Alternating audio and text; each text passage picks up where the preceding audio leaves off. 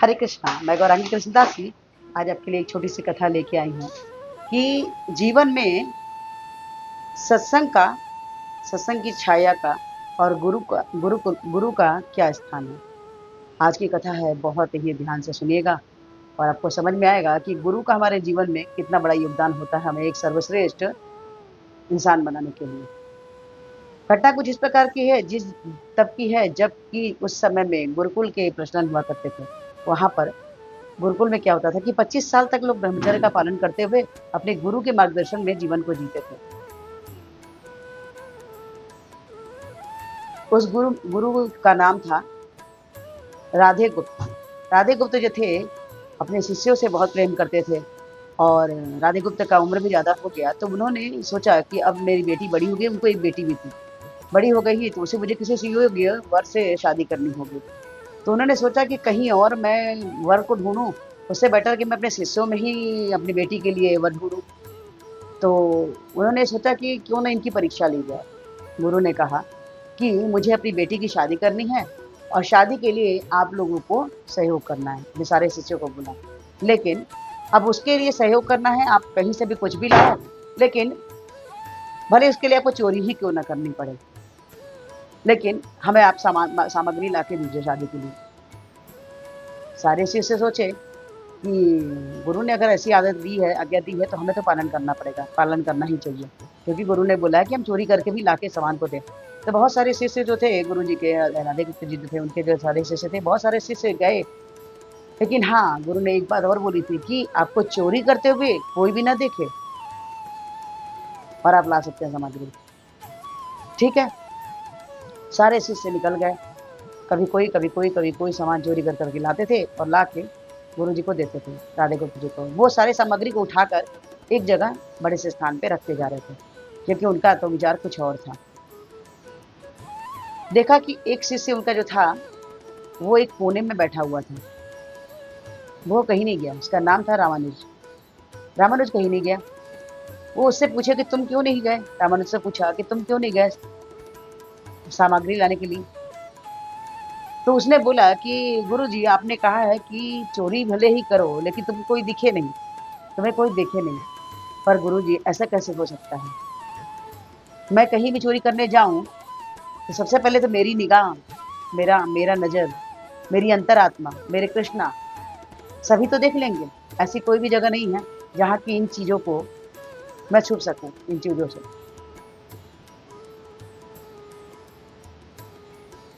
गुरु जी बहुत प्रसन्न हुए, क्योंकि उनको भले धन हो ना हो, लेकिन उनको अपना जो बेटी के लिए वर चाहिए था वो गुणवान, बुद्धिमान, समझदार चाहिए था। रामानुज की बात को सुनकर गुरुजी बहुत प्रसन्न हुए और सारे सामग्री को एक जगह जो इकट्ठा किया था उसको शिष्यों को बुलाया और बोला कि मैं तो आप लोग की परीक्षा ले रहा था, जिसमें सिर्फ और सिर्फ केवल रामानुज ही पास हुआ। तो उन्होंने बताया कि हमारी अंतरात्मा जो होती है, वो अंतरात्मा उसको क्यों बोलते हैं, क्योंकि अंतरात्मा जो है वही कृष्णा का अंश है। और ये सही और गलत का निर्णय करने का समझ हमें गुरु देते हैं। लेकिन हाँ, कभी कुछ भी अगर हम गलत कर रहे हैं तो हमारी अंतरात्मा हमें एक बार जरूर रोकती है कि ये गलत है, इसको मत करो। लेकिन हम उसकी बात को दबाकर हम उस कार्य को करते हैं। जिस भी चीज में अंतरात्मा अगर शामिल ना हो कि यह कार्य नहीं करना चाहिए, तो हमने वो कार्य नहीं करना चाहिए, क्योंकि डायरेक्ट कृष्ण ही आपको रोक रहे होते हैं गलत कार्य करने से।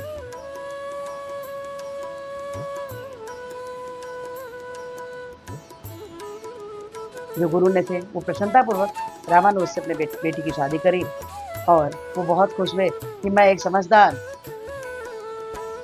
वक्त के साथ सही समय पर सही निर्णय लेने वाले शिष्य से मैंने अपनी बेटी की शादी की।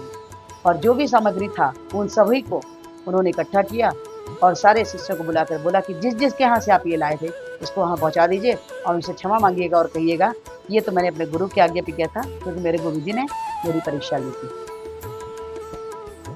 गुरु ने सारे सामग्री को वापस करा दिया और अपने शिष्यों को सही ज्ञान दिया। बिना सत्संग के